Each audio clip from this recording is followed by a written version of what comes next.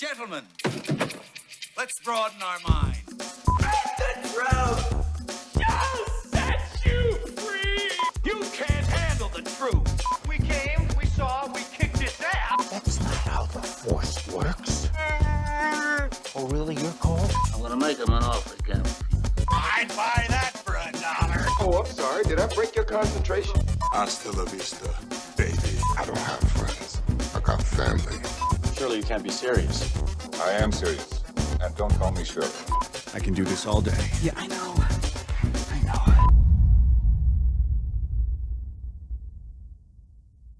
Okay, hello and welcome to the Creative Control Movie Podcast, and welcome to Season 2.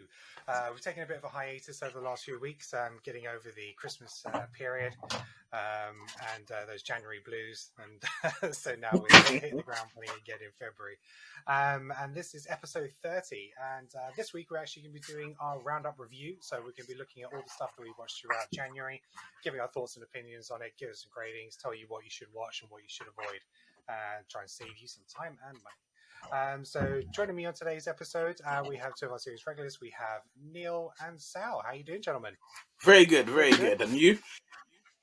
Yeah, good. It's good to be back. It is. Yeah. It's been about 3-4 weeks since we've done a recording. Yeah, so, I've been kind of having that, like itching, like. And then more podcast.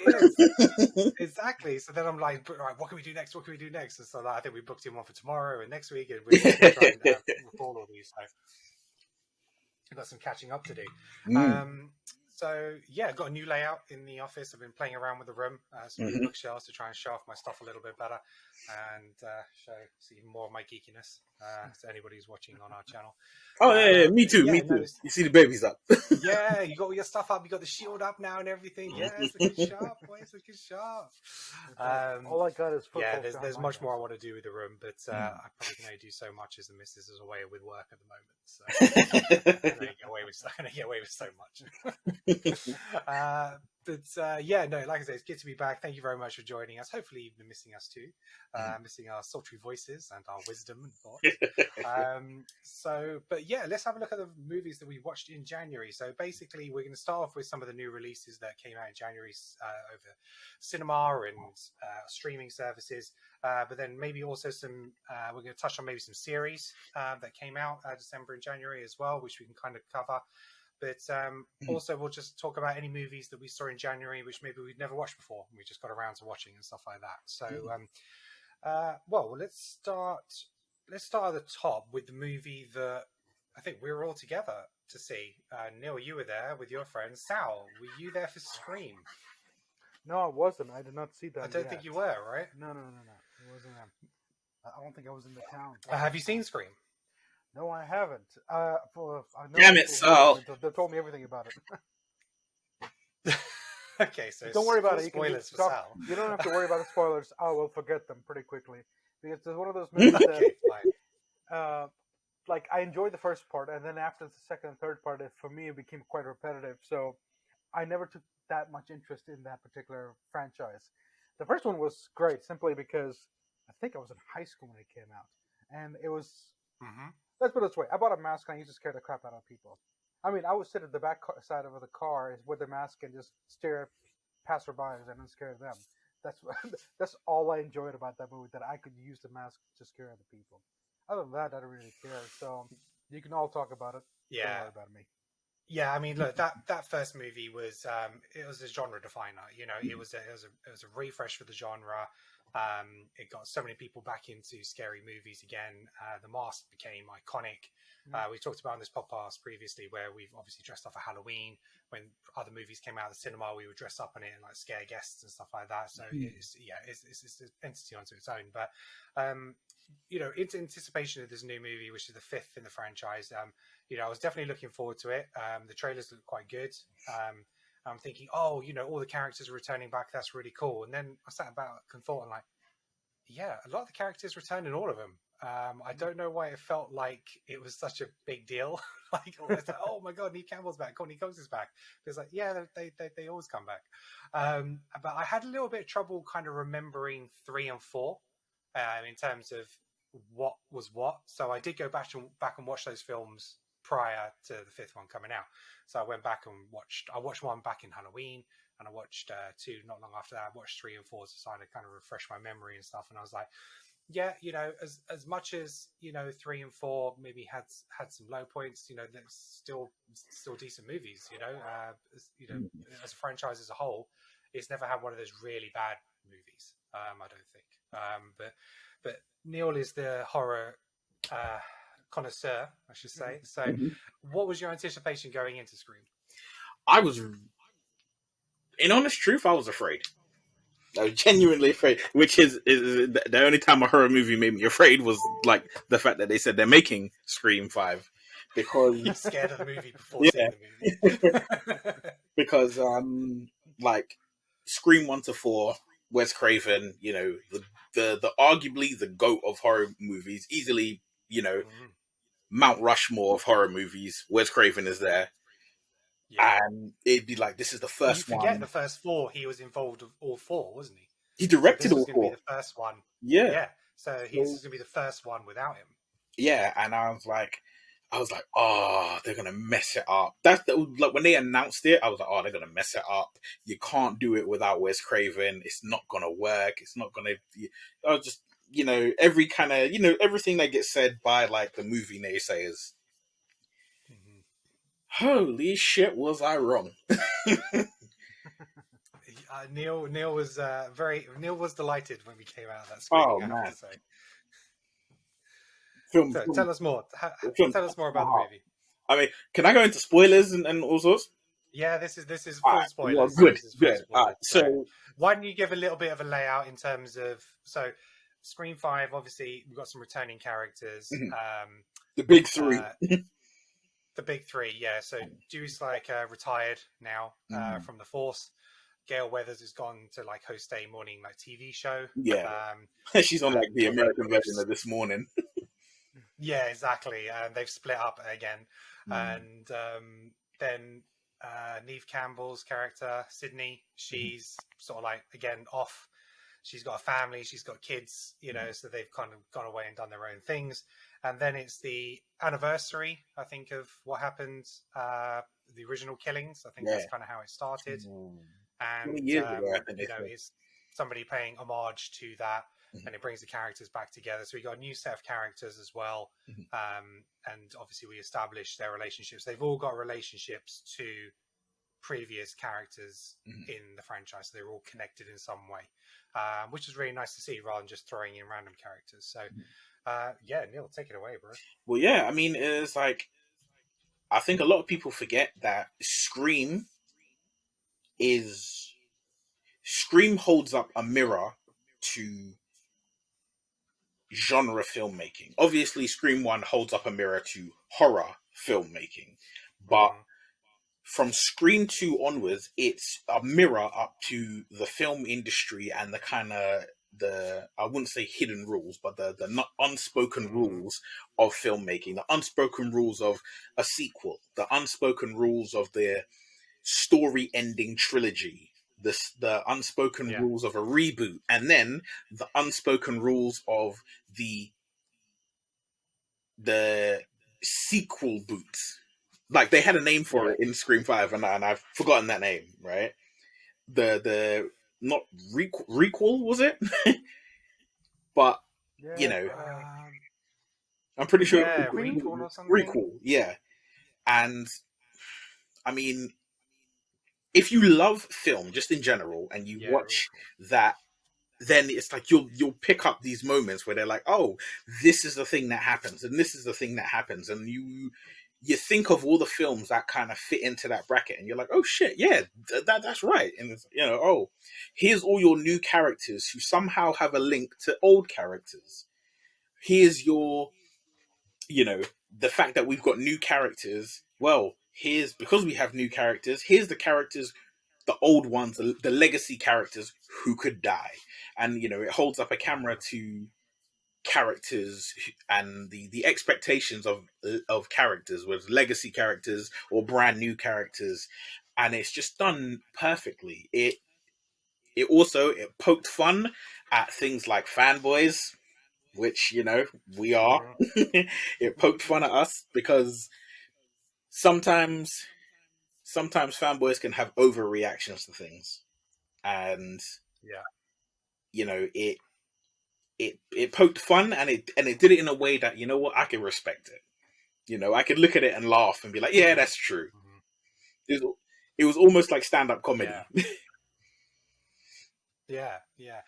I mean, I suppose, yeah, you know, there's very much just sort of like where they do the explanation point of, you know, what this is and why it's all happening. And like you say, it's a recall. It's like it's not quite a sequel. It's not quite a reboot, but it's kind of in between. They rip into Star Wars. There's a line in there about the Star Wars sequel, and the video, the whole video and everything. Like that. It's just like that was perfection. But yeah, so where we've got some of them, we've got Sam Carpenter and her sister Tara. Yeah, and you know, we find out Sam's like the daughter of Billy Loomis, which is the connection there. So it's like she's driven by evil, but is she the good guy? We've got the related to the film guy as well. Randy, related to Randy. Yeah, so we got the relations there, brothers, sisters, nieces, nephews, and all sorts. So we won't go into all the characters, but I have to say, David Arquette for me was shining in this. He was brilliant. Again, spoilers. He did die, right? Yes, he died. He's gone. Done. Okay, I was just trying to remember. Yeah, because there was a scene where I was just like, just walk away, bro, walk away. He had the chance to walk away, but he went back. But you know what? What I love about that is even that scene where, you know, it's like, okay, common practice tells you to walk away. But he's like, okay, no. I'm not going to walk away. I'm going to come and I'm going to do what I need to do, which is shoot them in the head. And you know what? I was like, oh, just walk away. And then when he pulled out the gun and reloaded, I was like, nah, Stewie, don't walk away. No, Dewey, don't walk away. Keep going. You're on the right track. You know what you're doing now. And I was just like, oh, because Dewey was Dewey was like the Undertaker. He was like the Undertaker at WrestleMania, right? Like, you can beat him, but you will not win. Yeah, I mean, look, there was some good murders in this. There's some good chasing. Jasmine Savoy Brown, who's Mindy, was, you know, she was really good in it. Who do we have? Yeah, Jack Quaid was great. You know, it was really solid cast, and you know, I thought it was really decent. Yes, there are some bits which you have to take with a pinch of salt. That the killers don't match what happens in the movies. So, you know, two people we fight over 6 foot, and then you look at the killer, and actually they're like 4'5". And that shouldn't have matched up. You know, there's a lot of stuff which you just have to kind of just take as is, because otherwise you're going to guess who the killers are. You know, and that's the kind of the point of it. It's just trying to keep you guessing. Did you know, or did you guess who the killers would be? Killer or killers? I guessed one of the killers, and I guessed, like, I mean, I think the person was on the screen maybe 30, 45 seconds, and they said a line of dialogue, and I, like, you know, I tapped. I tapped someone, I was like, you know, I was like, that one, definitely. And then as soon as it came up and it was revealed, I was like, I knew it! I guess one of them as well.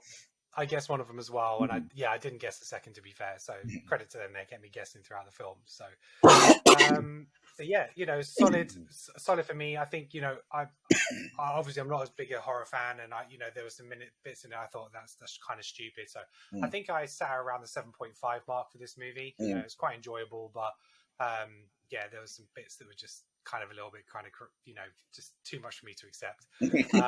But what did you give it? Were you around the 9s? I gave it was an 8.5. 8.5. It was, you know what? It was like, I think it was an 8.5. It could have been a 9, but there's one issue which has plagued Scream since, I'm going to say, about Scream 3, or maybe, and the issue was still relevant. It was still there, which is that the killers don't always match up, and that's one thing that bugs me about Scream. So I was like, I have to take away half a point for that. Yeah, no, it is. That's what really bugs me. How have they overpowered them, and then they reveal it to be them, and it's no. Oh, Just, you mean a bit messy. But the way it kind of played out, and it's just how sloppy the killers get at the end. It's the final act, so now we have to be really sloppy and not get our shit done. Where everything else, they're like freaking ninjas. Like they're there, and then the next second they're gone in dust. But no, at the end we must take our time and exaggerate everything and be clumsy as fuck to try to navigate it. But the setting was nice. The house at the end from the original house of the first film. So there's a lot of things that tied in. But look, it was successful. It did well. They've greenlit number 6. It's going to be the same directors and writers as the last one. So fair play. So we're going to get more out of that franchise. So the next film I saw at the cinema, it was one of the Cineworld secret screenings, was Belfast. Have either of you seen that? No. I saw it. You saw it. Okay, cool. So yeah, Belfast. If you don't know, it's a British film directed and written by Kenneth Branagh. It has been nominated for several awards this award season, and I'm just going to check which ones it actually, because I think it was nominated for quite a few. Belfast Oscar nominations. Best Picture, Best Supporting Actress, Best Supporting Actor, Best Director, Original Screenplay, and Best Sound. Wow. So, fair few. And it was a delightful picture. It really was. That kid is good, though. It's kind of a semi-autobiographical movie from Kenneth Branagh. So it talks about his time growing up in Ireland and the troubles in Belfast. It concentrates on this Ulster Protestant family, and it's their 9-year-old son, their 9-year-old kid Buddy, who is just the star of the film. He's just fantastic. And their father works away in England for most of the time because of the money. He has to come back at weekends, and it's about how the family are dealing with the problems with the religions and the separation in the city because of that religion, and the Protestant loyalists and Catholics and stuff like that. So it's just really moving. It's about family. It's about navigating through these times. Some really strong performances. Judi Dench is fantastic in it. Although underrated, but it's these little underrated performances where it's so over the top. It's just, you do forget that they're in the role, and it's just you're accepting them in that role, which is fantastic to see. I think that for me, The Stand, I think she was actually nominated. Yeah, she's nominated for Best Supporting in that, which is well deserved. Best Supporting Actor, I'm just going to make sure that he has been nominated because he was absolutely fantastic. Ciarán Hinds.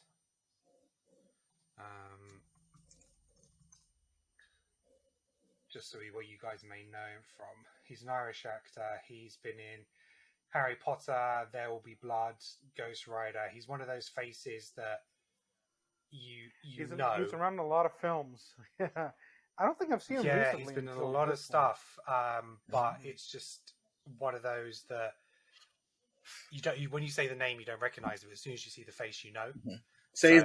How do you spell his name? Ciarán, so Ciaran. It has a little apostrophe on there, and it's actually pronounced Kieran. Hinds. Oh, Kieran. Kieran, yeah, it probably is. Yeah, probably is Kieran. Irish. Oh yeah, I seen this guy. Hell, he's in everything. You see the face, you know. Yeah, he's in everything. Syrian, Kieran, that's my bad. And he's a very, very good actor. But he's one of those. Him in actors. This movie, he was just majestic. So he's sort of like the granddad to the young boy, and the father of of the son who keeps going back and forth to England. He was just fantastic in it. And if I look at who else he's up against, he's definitely someone that I would like to see win. For that performance, and we're going to do a separate one regarding best supporting actors. But he was just so good. There's a way he made you feel about his family, and the way his love and affection for his grandson, and trying to teach him about life and women and responsibility and stuff like that while his dad wasn't there. It was just teaching how about girls, about women, how to get their attention and stuff like that, and helping him to work for, because basically the way they got into school is where you are at the top of where the better you do in class, you're nearer the front. And the girl the boy likes is smart, so she's always at the front. So he's trying to do better to get seats next to her. And then as soon as he does well, then she slips back, and then she comes back to see. And he's he's always trying to get close to it and make that connection. It's just delightful. And as soon as I saw it, I was like, yeah, this is going to be up for nominations. It's just a beautiful film, so I highly recommend it. Sal, what did you think of the movie? I mean, it's brilliant. I mean, I'm trying to remember the whole thing, and I can't remember the whole thing. I remember the ending, and I remember when it started, but I do remember this. I liked that it started slightly, what I call the way it did. It was a little slow. The pace was slow, but it was it didn't waste time. And it was perfect. And I think I came out with a big smile on my face, because you get completely lost in the film. You're not thinking about, I wonder what this character is going to do. Or I wonder where this story is going to go. You forget about that. It's done a pretty good job that you actually leave the world behind. Because nowadays, when you go in the film, half the time you're guessing, I guess this is going to happen. And when it comes to be true, you're like, see? But you didn't do that in this film, because it's not like that type of film. It's a pretty good family drama. It's an actual story rather than an episode in which you're thrusted upon, So, really good play. I would recommend anybody and everybody to watch it. And it's also I could definitely see it getting best original screenplay. I think that's for sure. I think that's a shoe-in. One thing I was going to add that is interesting, that it is a Kenneth Branagh flick, and the recent movies he's done, including like Death on Now, which I have not seen, but I will want to say, it's quite different in the sense that I don't know why it's different. It seems like this is a much more complete project, whereas the rest of them feel more of somebody else's project in which he's just sort of puppeteering people in. Maybe his name is on it. I mean, you don't get the signature in this like you do in the other films. Do you know what I mean? I'm confusing things. I may be confusing things. I don't know. It's like if you watch... it's quite understated in its direction, because it's not over the top, it's not big, it's not fantastical. It's a small contained movie, which is literally filmed in a street. It's up and down a street with select houses. It's not big in scope in any way at all. And that's what makes it so grounding and sort of like, heartfelt, ultimately. Yeah. I think what I'm saying is that it doesn't have the same signature direction moves that the other films that he has done has. This is quite different to them. Maybe that's what I'm trying to say. Yeah.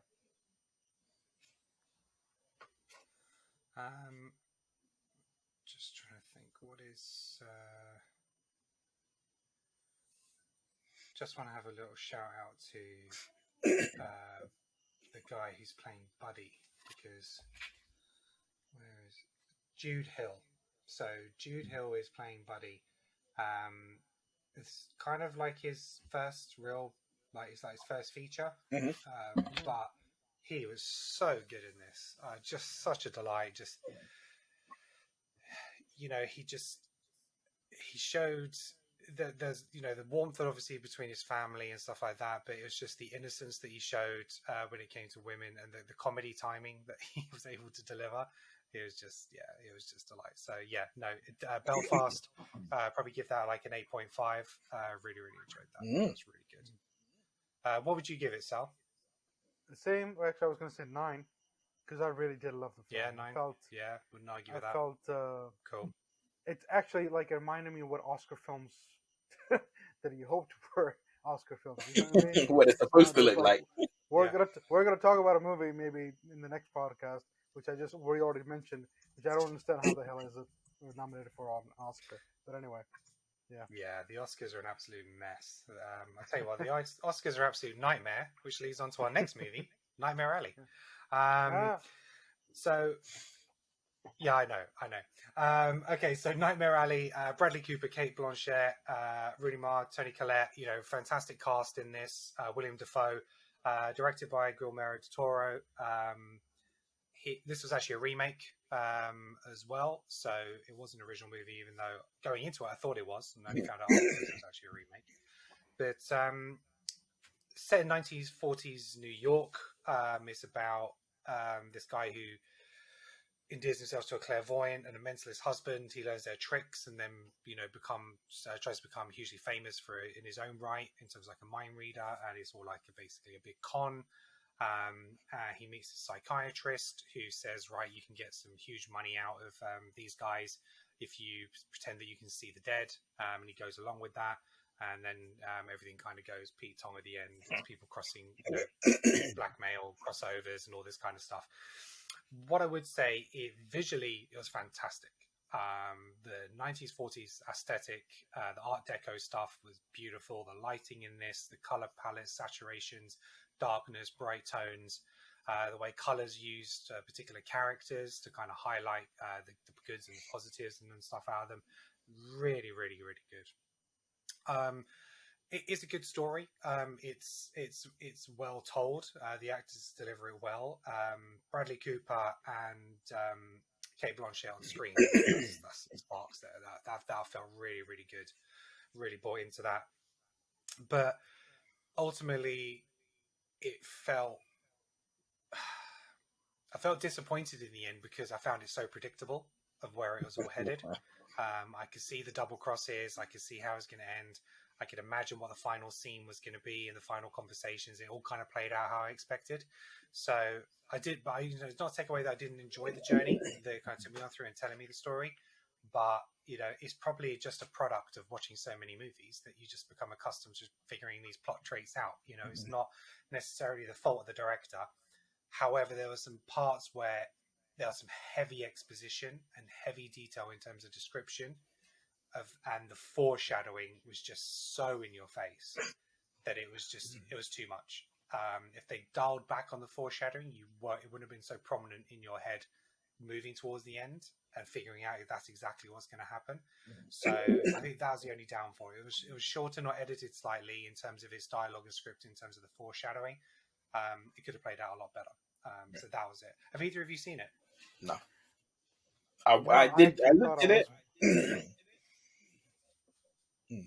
It's definitely worth the watch. I think this is up for Oscars as well. That's okay. I thought I was watching it, but I accidentally put on the old one, so I watched that. So I haven't seen this one yet. So the old flick is in black and white. It's also about a couple who read minds. I wonder how different it is, because I thought it was already in the streaming, platform. Like, oh, it's already out. So I split it up, and it was like, oh, this is actually from the 40s. I'm like, all right. Anyway, that was a decent one as well, because I have been watching a lot of old flicks these days. I don't know. I seem to enjoy them nowadays. So, I ended up watching that. It's a decent film. It's actually quite a good one. Okay. But you have to say it's been nominated for 4 Oscars. It's quite slow paced. So this has been nominated for 4 Oscars. Best costume design. Yeah, I can see that happening. Like I said, production design. Absolutely. That was kind of nailed. Definitely worthy. Cinematography, again, really worthy. Best picture. Is it one of the 10 best pictures of last year? Probably not for me. But again, that's a different argument about what makes best picture. So it was a good film. Don't get me wrong. I'd probably give it sort of like probably an 8. Because again, how he looked in the performances and stuff like that, just the foreshadowing and the story part of it kind of just let it down a little bit slightly for me. But yeah, give it a solid 8 out of 10. And I can definitely see you picking up sort of like production and costume designs against some of what it's up against. But yeah, so yeah, definitely worth a watch. Definitely check out Nightmare Alley. Obviously as an Oscar nom. The other film that I saw in the cinema, Moonfall. Don't disrespect that film. That film wasn't that bad. It's on my list. I saw it, so you don't have to. Okay, so Moonfall. Okay, so Ron Emmerich is back, and he's bitching about the fact that all superhero movies are the same. All movies are the same. Nobody comes up with anything original with a movie about the world being destroyed again. I don't understand where he's going with his logic. This is what he does. He does it with Independence Day. He does it with 2012. What else has he done? He's always 5. freaking We got 5 for him. He's got the 2 Independence Days. He's got The Day the Earth Stood Still, 2012, and Moonfall. Right. Day After Tomorrow. Yeah. Is that his as well? Yeah, The Day After Tomorrow. Sorry, what did I say there? The Day the Earth Stood Still. No, The Day After So you got Tomorrow. Independence Day, Day After. I think you said Day After Stood Still. Yes, you got Independence Day 1 and 2, Day After Tomorrow, 2012. He started off with Godzilla just trashing one city, and he was like, "That's not enough. I need to go bigger. I need to destroy more." And then he went smaller, like destroying the White House. So it's like, okay, White House down. Let me destroy that. But yeah, but Moonfall. So to be fair, it was slightly smarter than I thought it was going to be in terms of the reasons why the Earth was being destroyed by the moon. I just thought, okay, it's fallen out of its gravitational pull. It's just going to be about the disaster. To be fair, the disaster part of the movie is relatively small for his type of movie. It's not so focused on that. It is focused more on the characters, but the movie is trying to be smarter than it thinks it is. So, then actually it is. Going into some spoilers, it's basically trying to set up the fact that the Earth is kind of been set up by an alien race that has been at war with AI, and they escaped and basically used the moon as a vessel for all their stuff to pass on their legacy. So it's all their DNA, it's got their history, it's got everything kind of in it. And then the AI disrupts the moon and what's in it, which knocks it out of its gravitational pull and is bringing it closer to the Earth. So it's not just a case of, blowing up the moon or trying to push it back into orbit. There's this whole kind of other subplot in it. So, yeah, to be fair, I didn't expect that. But the trouble with this movie is, one of the troubles with this movie is it's quite poorly acted. I mean, nobody gave a shit when they were doing this. Patrick Wilson, Halle Berry. I mean, Halle Berry, I don't know. Halle Berry's like this person who did Monsters Ball. She won an Oscar. She was all this. She's written and directed her own movie on Netflix. I haven't watched it yet, where she's this like MMA fighter and stuff. And she turns in a performance like this. I'm just like, wow, I can see what you needed to do to finance your movie now. You're just like, I just need to get paid. Yeah. Yeah, this was a paycheck. Never forget. However, John Bradley... Never forget, right? I'll say, right? Never forget. Michael Caine did Jaws the Revenge I think it was to build a pool or to build a summer house or something that, right? Yo, man in the pool. It's hot. I'm not looking. I'm like, if Halle Berry was like, you know what? How much am I short my movie? Oh, yeah, about, X amount of hundreds of thousands. And she was like, if I do this movie, then I could get the money for that. And I could get that new car I've been thinking about. They're dropping the new Tesla soon, isn't it? She probably did this just to pay off her tax bill. Yeah. It was just like, my tax claim is due soon. Let me just do this so I can like put some money it's like it's tax season. But hey, look, exactly. But I tell you what, John Bradley, he was lovely in it. He was great. So John Bradley is Sam from Game of Thrones. You know how lovable he was in that. He's pretty much the same thing. You don't realize actually probably how much of him is in Sam or vice versa, because he felt very much like a slightly different version of Sam in this, just that lovable kind of character. But he is kind of the nerd who figures this all out, and is ultimately the one who comes up with the ideas to save the world, basically. And but yeah, he was really kind of sweet in it, and it's so like the whole last piece, kind of like the last third act, takes place up in space, up in the moon, inside the moon, where it's this like big vessel kind of thing. So again, all that was quite surprising. The stuff on Earth, it doesn't kind of shock you anymore when everything gets flooded and broken up and destroyed. It doesn't have the same impact it did before, because we see it in so many different types of movies now. You can see it live now. I mean, it happens almost every other week. Flooding, tsunami. Yeah, and I all mean, that it sort of just thing. happens in so many. It can happen in TV shows and all sorts now. Yeah. Donald Sutherland's in this movie for like a quick cameo. Again, all these people just wanted to get paid. Rent. Michael Pena is in it. Again, just kind of forgettable. But Sonny Harper, oof, that's quite a dreadful performance by this new guy. I don't see him being in much else.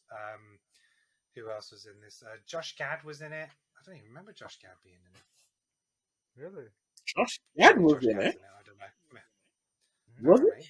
Maybe it was a voice for something. I don't know. Yeah. Oh, yeah, I know. But, He's doing a lot of voice work. Yeah, so yeah, it could have just been that, but yeah, it's a very forgettable movie. It is kind of big and dumb, but like I said, it tries to be clever with its ideas and theories, but it's just really clunky in the way it delivers it, and yeah, it's just not fun. It's just not fun. So no, I wouldn't recommend this. Yeah, so I like I said, I suffered so you guys don't have to. And to be honest, those were kind of the only movies I kind of saw in January. There wasn't a lot released because a lot of I think, to be honest, nobody wanted to release anything kind of after Christmas because you have your big hitters over Christmas. But the fact that Spider-Man was just dominating the box office, and it's like the second or third highest grossing film of all time in the States, and it's like fourth, fifth overall. It's just been doing mega monies. It was January's always a difficult month to release stuff, so you do tend to get the sort of like some of the Oscar stuff, which is like Belfast, Nightmare Alley, and that kind of stuff. So yeah, it was a mixed month. Belfast, Nightmare Alley was really good for me. Scream, again decent, but yeah, Moonfall kind of just left it on a bit of a sour note for January. But but we did actually. So did you guys watch any other movies that I haven't seen in January? What did you guys see? I watched the 355. Okay, I kept thinking about going to see that, but just never felt the need or want for it because I think it's directed by the guy who did the last couple of X-Men movies. So I was just like, oh no, he wrote it. Oh wait, no, okay. I think he did direct it. I think he did direct it. Yeah, I think he did direct it. Kinberg, isn't it? Yeah, Simon Kinberg. I think he did direct it. Definitely had a hand in it. Yeah, he did direct it. Directed by Simon Kinberg. And when I heard that, I was like, I can wait. Yeah, I didn't know that he directed it until I saw it and the end credits started playing. And I was just like, oh, that makes so much more sense now.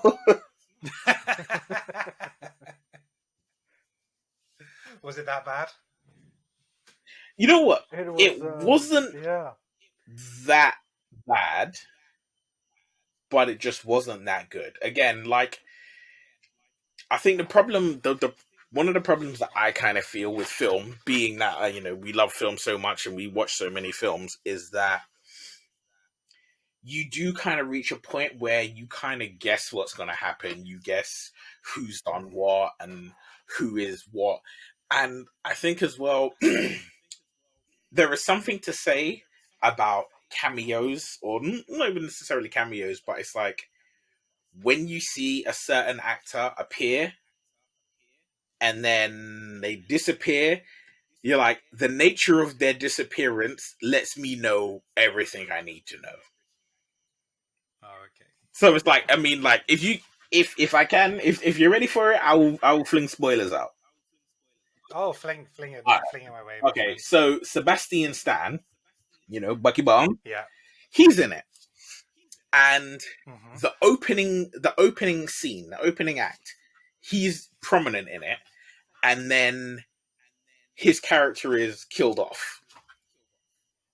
But is it killed off screen? Because I don't remember. Yeah, he dies off screen. Like, you see the character, he dies off screen. Exactly. So, and I'm like, yes, he's not Robert Downey Jr., he's not Chris Evans, he's not Chris Hemsworth, but he's a prominent figure in the MCU. And no way in hell that I'm going to sit there and believe, yeah, he's in the beginning and then bang, bang, he's gone, right? You don't see no gunshots. All you know is, come on, he's in it. You see him. You see the bad guy. The bad guy's got him cornered. and then you don't see anything else, and then it's like they're talking about it, and it's like, oh yeah, he's dead, and I'm like they see it, and I'm like, all that's going through my head is the little kid in Last Action Hero, and he was like, when he's talking about Die Hard, and he was like, the guy that he's hanging from his neck, and then at the movie he comes back, and I'm like, yeah, I'm like, Bucky's the villain. Right? I was like, Bucky's the villain, definitely. He's coming back. And it goes down that way. And then like other characters do things, and I'm just like, so like there's they cut to her. They cut to her. Yeah, What's they her cut name? The main Jessica Chastain. Yeah, Yes. they just cut to her, Chastain. and they make it sound like, oh, she's the more important character. No, I get that. No I get that. there. But that's like, imagine, we're talking about, all right, so you got Jessica Chastain and you've got Sebastian Stan.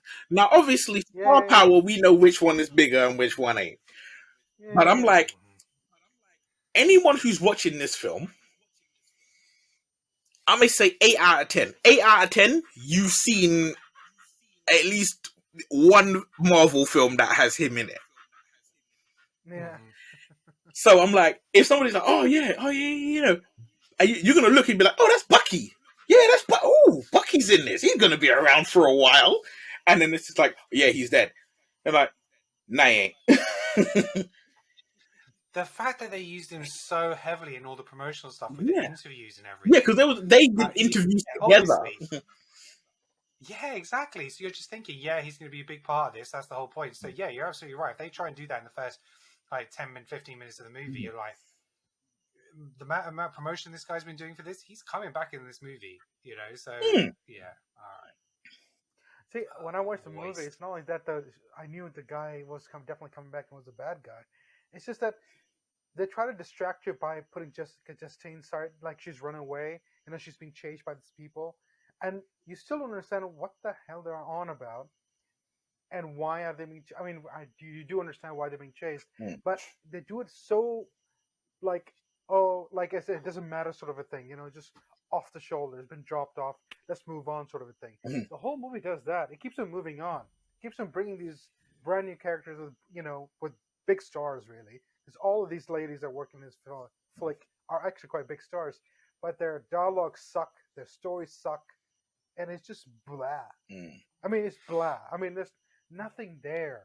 You keep on watching it because you're hoping, right? Yeah, what you need to do with this movie is either two things. You either get somebody in like Sebastian Stan to promote your movie, and you do kill him off in the first 10 minutes. Yeah. For people to go, holy shit, I did not expect that, and kill, Or you at least actually make the effort to look like you've killed him on screen, so it looks authentic. That creates the doubt. You kill him off screen, nah. Yeah. Because he literally... And you get to know it about...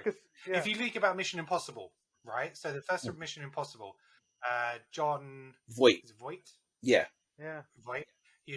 Everybody gets killed at the beginning, and, you see him, blood goes over the wall. You think, yeah, okay, he's dead.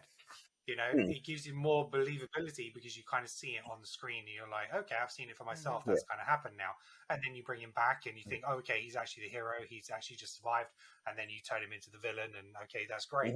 But to do it off screen, that's just fucking lazy. It is lazy because you know what? Mission Impossible 1 is the perfect example. Scream, Mission Impossible 1 and Executive Decision, right? Those three films. Yeah. You've got, Drew Barrymore's in this, and her face is the original poster. She's the biggest thing there. It's her. Right? It's her. She's the movie. And then she dies. Yeah. Then you're like, okay, shit, anybody could die. Cool. I embrace it, right? I'm embracing this. What was the other one I named? Mission Impossible, right? Mission Impossible. Emilio Estevez, John Voight, right? And they're gone, right? In a blink of an eye, and they're gone. But you see them go. So you're like, okay, yeah. I can buy it that they're gone, right? An Executive Decision, Steven Seagal, right? There's not a person alive who watched that trailer who was like, yeah, Seagal ain't making it onto the plane. right, right. But he disappeared quicker They than just pulled us. They just pulled us together. yeah. He disappeared quick. Oh, jeez. Okay. What else? What else have you guys seen? I was going to actually ask it. Didn't Don't Look Up come out in January? Or did it come out? No, that was December. That was December. That was December. Oh, We that watched was that in December. December. Okay. We Yeah. covered that in I watched December. it in Yeah. January. Yeah, look, it's a really good film, really strong, great satire, really well delivered, perfectly timed. Again, Oscar nomination. I'm surprised. But again, I think that's more led by the star power of the movie and potentially the message it was trying to deliver, and the Oscars want to recognize the message they were trying to deliver. So I think it's more about that. It's all political, the Oscars anyway. It's not about the best movies or the most entertaining movies. So, but you guys see anything else? I thought. Well, I mean, Sal, did you watch anything? You go. Okay, well, I saw two other movies. I saw two other movies. Neither of them are new, and I watched them both on Amazon Prime.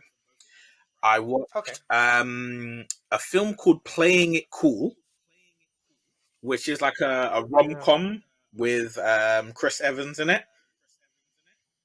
Okay. I saw the thumbnail recently. Yeah, and he's like, yeah, he's like a screenwriter, and it's funny because he's in it and Anthony Mackie's in it, and I was like, yeah, it's Captain America and Captain America, go get him. Okay. I was like, this is the true meaning of where they bonded. Forget that running shit. But yeah, it was. Oh, and it's got Mr. Fantastic in it as well. Yeah, it's got a few people in it, and I was like, oh, this is cool. I watched it, and and Venom Eddie Brock. Yeah, it's got all the Marvel people in there. it's got a good stack, and I watched it, and you know what, it's not the worst film I've seen. Like, it's a rom-com, so it's not exactly, we're not breaking new ground, right? But as a film, it was cool. It was enjoyable. It was I think it was like a Sunday afternoon. Me and my fiance watched it, and I was like, "Yeah, this film ain't that bad. This film's all right. For someone who personally, like, I want a superhero. I want my space opera. I want my horror. For me to just sit and watch this, I was like, no, this is actually really good. So I was like, all right, cool. All right. Cool. I mean, look, Chris Evans is charismatic, right? Yes. So he's going to be able to carry it. And it's 2014. Yeah. And Michelle Monaghan as well. She's lovely. She's great. So yeah, it looks like it's a strong cast. Definitely one I could probably end up seeing with the missus, like you say, Sunday afternoon time movie. It's enjoyable, and because of his profession and the conversation he has with his friends, I'm like, as someone who loves film, you'll love it more. You're like, okay, yeah, I like that. Okay. And okay, cool. the other movie I watched was Chicago. That Richard Gere. The musical? Yeah, the musical one. Musical Chicago, right. Boy. It wasn't terrible. It wasn't terrible, but despite In the Heights, despite West Side Story, I am not a fan of musicals. And watching was like, this is why I don't like musicals. Wow. See, I think I was still working at the cinema when Chicago first came out. It was 2002. So yeah, I've been working at the cinema, and that kind of reignited my passion for musicals at the time. Because I always enjoyed musicals because I was like a musical studier. I studied it in high school. I played the viola for like 10 years. I played in orchestras and stuff. So I've always been drawn to, musicals and like classic music and stuff like that. And that came out, and it was just like a breath of fresh air because we hadn't really had like a new musical in such a long time. Unlike this last year, we've had like 3 or 4, which have been amazing. I mean, it was up for the Oscars. She won Best Actress, I think, didn't she? Catherine Zeta-Jones. Catherine Zeta-Jones. Yeah, I'm sure. Let's have a look. I'm going to have a show. Or was it Reese Witherspoon? Not Reese Witherspoon. Renee Zellweger. Renee Zellweger, yeah. Let's have a look. Yeah, but sorry, but I was. I know it was nominated. Oh, let me tell you the story about Chicago. Yeah, it won Best Picture. Yeah. Right.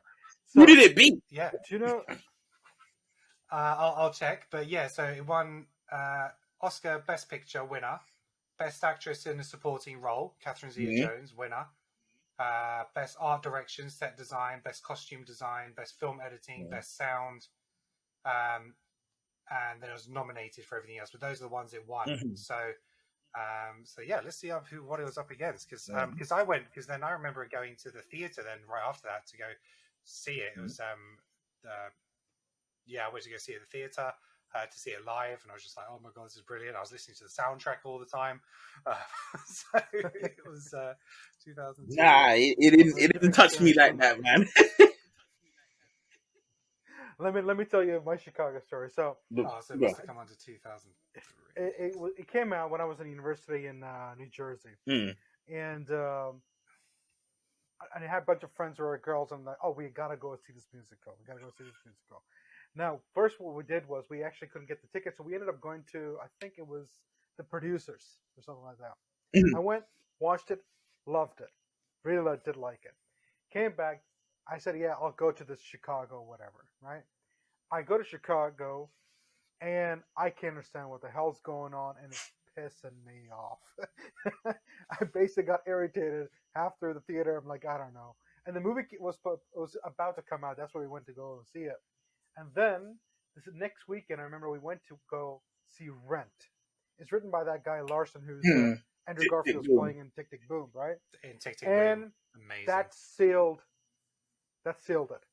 I fucking hated the musical because I sat there for 2 hours or 3 hours, right? I got so irritated. I'm like, I don't know what is going on. Why are they crying? And why are they screaming about? And what on earth is going on? It's like, listen to the words. I'm like, I can't. It's so loud. It is literally, echoing everywhere. I can't tell what's going on. I went outside halfway, started smoking, and waited for the guys to come out and join me. And yeah. So since then, I've not seen a musical, and this guy Larson sealed it for me. I genuinely hate it. Nah, I mean, look, that year, I think like Sweeney Todd's was out not too long or before, just after that as well. It was around the same time. We had a few musicals, and then, but last year, like you said, we had In the Heights, we had Tick Tick Boom, we had West Side what else Story. do we have musicals? West Side Story. So as much as I enjoy West Side Story from a direction and everything, the music felt a little dated to me because I guess it's just so old. Yeah. But Tick Tick Boom and In the Heights, they both made my top 10 of the year. Fantastic. But that's the thing. Right? Okay, so Chicago. So Chicago won Best Picture, and this is what it was up against. It was up against The Pianist, Roman Polanski. Wow. Lord of the Rings: The Two Towers. Okay. Right. The Hours. Right. And Gangs of New York. Okay, no, it's not. It's like it didn't. It wasn't. You could see out of I can see how it was. Pianist or Gangs of New York really winning it. I mean, I'm surprised. Chicago was just one of those things. Like La La Land just took it by storm and just was like, everyone's like, "Oh my god, musicals!" But La La Land is really, really good. I watched La La Land and I was like, I didn't know it was a musical when I went to watch it, right? And then as soon as they started singing, I was like, "Oh fuck!" I was like, "Oh shit, I'm done for now." Why? And then I watched the whole film and I was like, actually, this is really good. This is a really good film. And the ending, that touched me. That touched me differently. But, those Oscars that year was very, So the 2002 Oscars, it was very strange because Adrien Brody won Best Actor for The Pianist. And didn't Anna Paquin win Best Actress? Nicole Kidman won Best Actress for The Hours. Oh, okay. And then Best Picture went to Chicago. Do you know what I mean? So it was kind of, normally you get a bit of a tie between the leading performances and the Best Picture. Yeah. But it wasn't that year. Supporting role went to Chris Cooper for Adaptation. Supporting role, it was Chicago, Catherine Zeta-Jones. This shows your age. The winner for Best Film was Spirited Away. This is how old we are. Jesus Christ. 2002. And then Spirited Away, the Japanese? Best Director went to The Pianist. So, really, really split across the board there. But Gangs of New York nominated for loads, but hardly won it. Don't think he won anything. Maybe for, Yeah, I remember it not winning anything. I think it was like what's his name? Sarkozy. It was like how was Catch Me If You Can not nominated for Best Picture? I didn't get anything either. It was nominated for music. Mm-hmm. That should have been up there for Best Picture, surely. I know because that was the year that 8 Mile won for Best Original Song. Mm-hmm. But I'm surprised. I mean, I know they only did 5 films back then as opposed to the 10, but how Catch Me If You Can wasn't up there, and again, how DiCaprio wasn't, up there for. So we're gonna jump past the fact that Catch Me If You Can didn't get nominated, but Chicago won. Mm-hmm. Yep. But that's what I mean. So I'm more pissed that Chicago won because Catch Me If You Can is phenomenal. No Best Actor nominations. Christopher Walken won Best Supporting for Catch Me If You Can. It's like, really? All right. I can't even remember him in there. All right, we're going to talk about the Oscars in our next podcast. Any other podcast? Any other films you guys want to talk about? Well, I found out the movies that I watched in January. I'm not sure if you guys can. One is called Red Rocket. Red Boy. I've heard of that. Red Rocket. Okay, Red Rocket. So Red Rocket is about a guy. It's one of those low budget films, and I wanted to see it simply because it had a pretty good rating on it, and I did like it. Okay, I see. I've recognized the poster now. It's the guy in the big donut. Exactly. So it's a guy who's a porn star, essentially, but he suddenly shows up back in Texas. He trying to get his wife to take him back in, and you realize that he's been thrown out of the business. He doesn't have any job. He's essentially a deadbeat, and he's trying to get back on his feet by essentially by selling drugs. But he's a creep, and he does weird things, and the people around him are equally creepy, by the way. So it's a really good window into a place where everybody is trying to take advantage of everybody, even if they're their loved ones or their hated ones, and how they do it. And there's no extra bits in this, no stunts or anything like that. It's a full-on drama. It's got good dialogue, and it's got good give and take. But I think they use a camera from 1930s. I'm sorry, it's an old camera. Because either that or they deliberately did it to make it look old. Because they're not really telling you it's years ago. They're sort of telling you it's nowadays, actually. But it feels like it's from the 90s or something. Yeah, I mean, certified fresh on Rotten Tomatoes, 88% critics, 73 audience. So yeah, I would say 70. It's reasonable for that film, because it's a Sunday afternoon film or a late night Sunday film that you can easily come back to and watch the ending if you missed it because you fell asleep. You know what I mean? So I'll probably you're not going to miss much. Cool. It's a good story in a sense because they sort of give you full gritty episode of what people are doing at that, when they're selling drugs, trying to survive, and how they're living off each other and sort of a thing, and bouncing off each other and screwing each other essentially. So yeah. Cool. Other than that, what did I watch? Oh, I watched the Kingsman. The Kingsman. Yeah, I watched it on Disney Plus, I think, when it came out. Yeah, on that. So yeah, that was interesting. It wasn't as good as I hoped it would be. I mean, to me, there were a few things that I thought it would make it really good because they were showing the old times and how they were built up, but they didn't really fix it on that. They fixed it on more of how the Kingsman came about, and I thought it was a tad too long because they went in deep with a crazy Russian guy and the character and all that sort of thing. So I felt that. But I mean, it was a decent watch, but I wouldn't give it a really high marks for that one.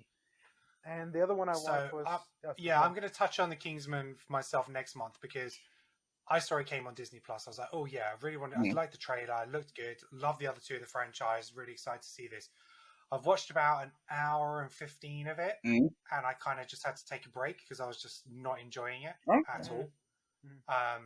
I found the dialogue clunky. I found The acting kind of shallow. I didn't give a shit about the characters. Yeah.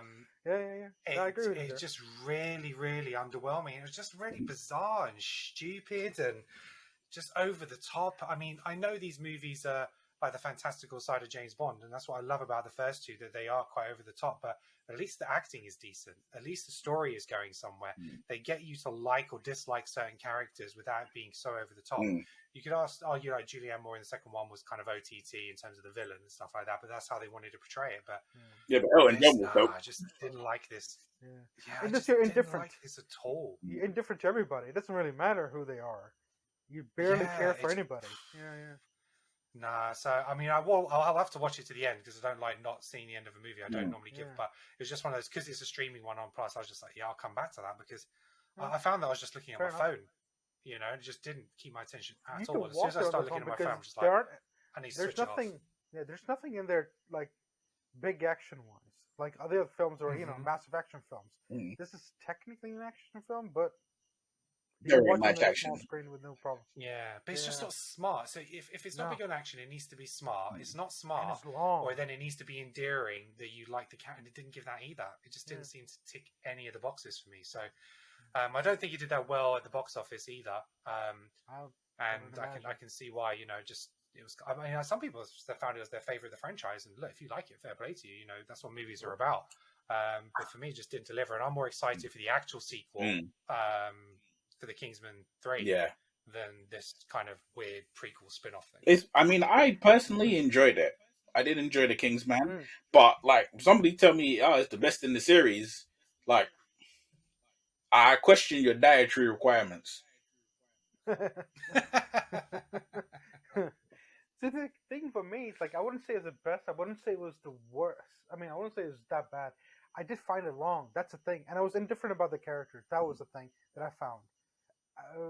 I like, what's his name? The father? What's his name? Ralph Fiennes. Yes, I like him, and he did well, but there wasn't much. See, I found him so dull in this. I normally like him because in everything, he wasn't. But I think that was more about the direction and the way they captured him doing his lines. Because but if you look at how Colin Firth was in those two movies, it's just worlds apart. They're very similar in terms of that stature and what they're supposed to bring and stuff like that. But I think for me, and maybe this is just me looking at it in an incorrect way, but I feel like Colin Firth, he works better because when you look at Colin Firth especially in Kingsman 1, he's like, okay, so we look at it and say Eggsy is the fish out of water, but Colin Firth is the fish out of water in the world, because everybody else is, they speak, they speak, there's no eloquence. They speak in slang, and they seem a little less than educated, right? And here's this guy who's holding up these kind of old values. Gentleman, he dresses the part, the way he addresses people, even when they're, basically, even when they're slack-jawed, the way he addresses them and the way that he addresses any kind of situation he finds himself in, he carries himself with a certain stature, but that's because he's the only one with that stature. In King's Man, everybody's attempting to have this stature because it's commonplace, and there's no reason for someone to stand out when everybody's supposed to appear in this kind of way.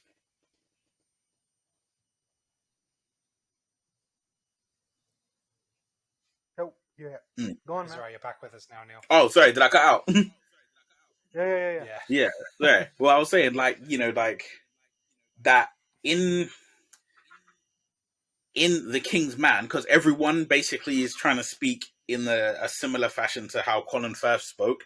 There's no one who stands out. Like, the person who stood out the most was the one who was effing and blinding. I guess because he stands up, he sticks out simply because the way he holds himself and talks and everything. Yeah. But I'll also say that in this film, and compared to the other films, the camera movement is less dynamic.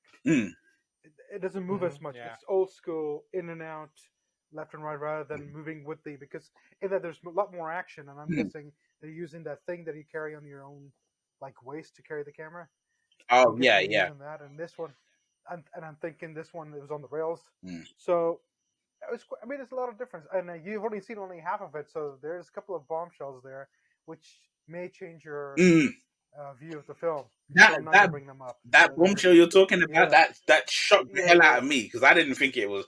yeah. When it happened, I Same. didn't think it was real. I thought, that's bullshit. Like Exactly. it's a dream or it's an imagination or it's something else. Uh-huh. And then it was like, oh shit, that really happened. Oh, well, damn. I mixed it Yeah. up. This is you have my attention now. So exactly. So I'll leave you two to watch that, and then you can come back and say because it may change your I'll mind. give my update when I see the second half of it. Yeah. It might change my mind. Other than that, what else did I watch?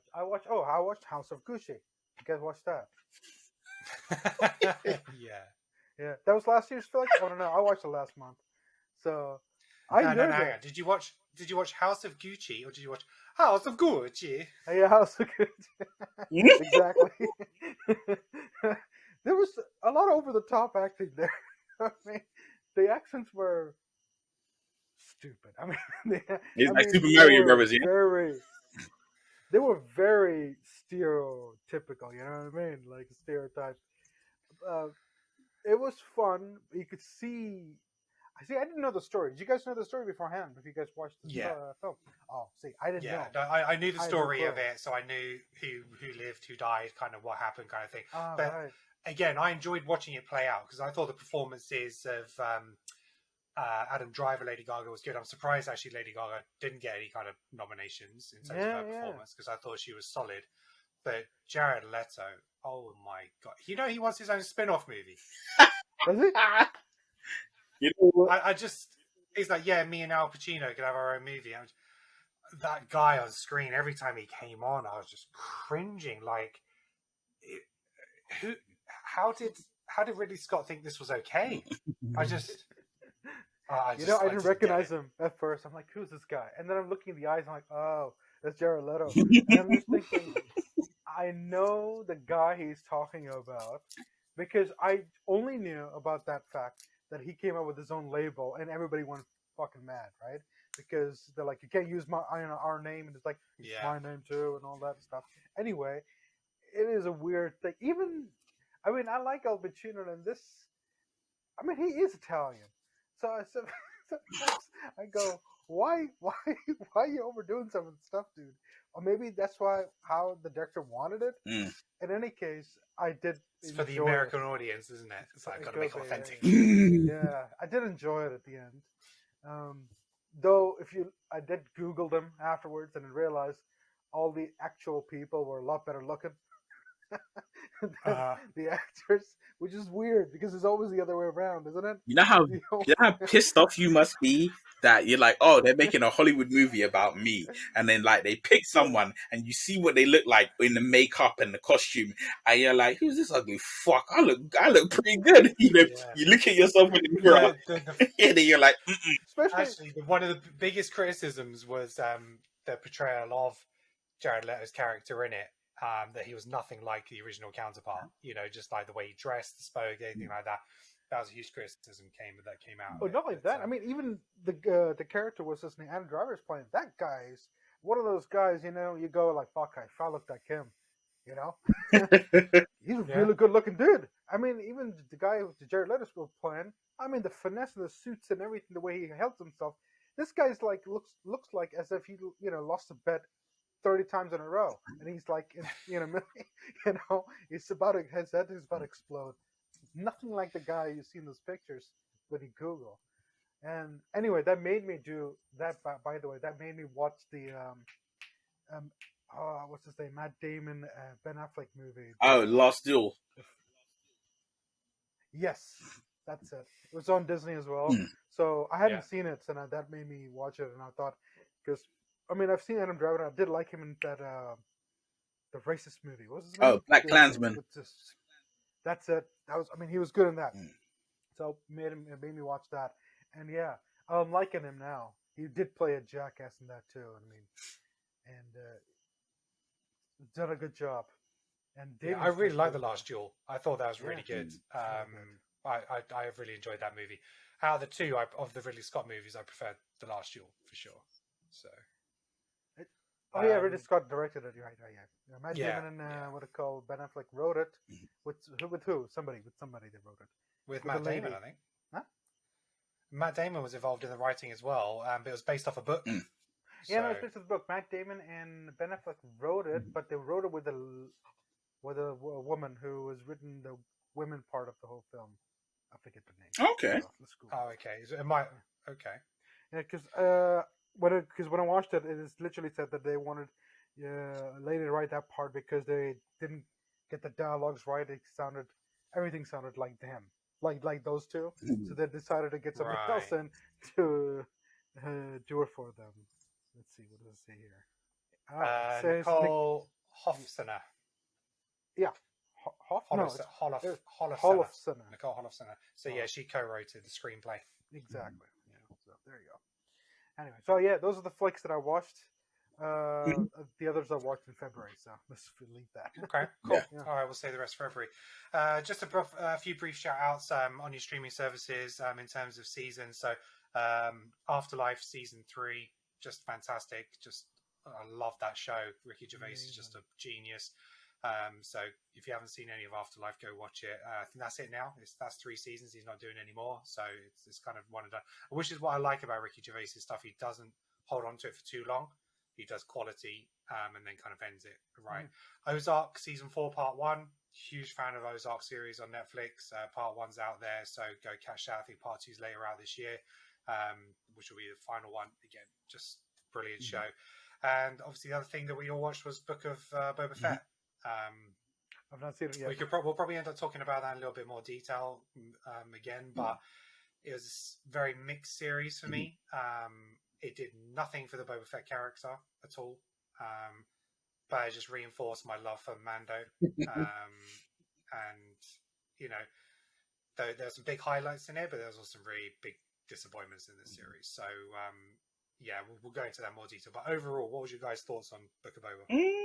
I haven't seen it actually. I left the Disney thing for like the end of this month because I was watching so many Prime TV shows that I thought I'll leave the Boba Fett and the what was the other one? What If? I haven't seen that either, and the Hawkeye either. So those 3 I haven't watched it yet. Yeah, I'm gonna watch them as soon as I finish the Amazon series and I'm on it. Let's let Neil go, then I'll let you know what I'm watching. Oh, Jack Reacher. Go watch Reacher. That's it. Reacher. Oh, that's what you're watching? Stop whatever series you're watching now. Yeah. Whatever people are watching now, this series, just pause it, put it to the side, get Amazon Prime, go watch Reacher. What a show. Amazing. That is how you deliver the character. That's how you deliver a season. Just brilliant. I absolutely love that show. And it's so small, but it feels big at the same time. It's just, there's so much love for that show. They did so well. You know, go on, Neil, about Boba Fett. You know what it is? I totally understand where people say it's a mixed show, and you know it's the thing of it doesn't do anything for Boba Fett as a character. It turns him from this genius in Empire Strikes Back to basically like almost like a blithering idiot. But I'm gonna say like I watched it. There was so much mystique behind the character, which was one of the things people loved about it. And then they went too far the other way and humanized him. Yeah, but that's the thing is for me, I'm like, it's a thing that happens, especially in this day and age. Is they want the humanization of a character. They want you to have a moral. It's the moral dilemma, and they have a softer side, and it's like we saw that with Darth Vader. It was like. Darth Vader was the biggest gangster in the universe, and then we had 3 films where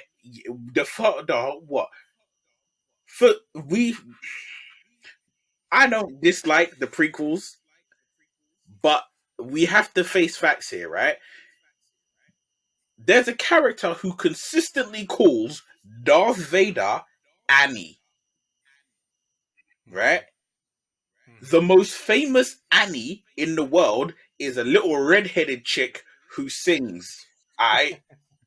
So I'm putting it out there, right?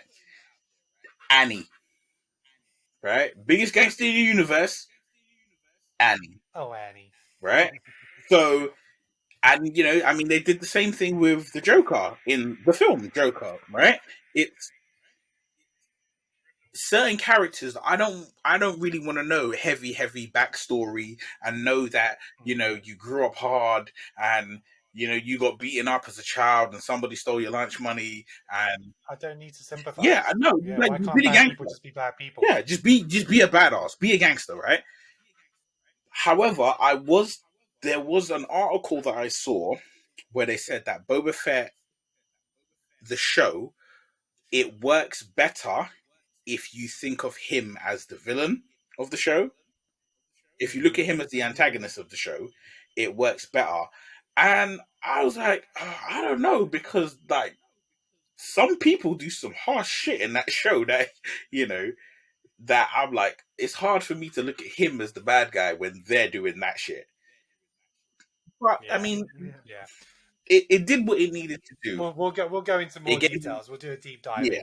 into Book of Boba on another episode. I think it needs it. So Yeah. cool. That's it from us on our January movie roundup. Hopefully you enjoyed that, our thoughts and opinions, and we may have spelt some stuff for you. We tried to keep some spoilers free for things that you might not have seen, but yeah, it's what we do. So thank you very much for joining us. Much appreciated. As always, please share, like, and subscribe on our YouTube channel. You can catch all our podcasts on every major podcast platform, Google, Amazon, Spotify.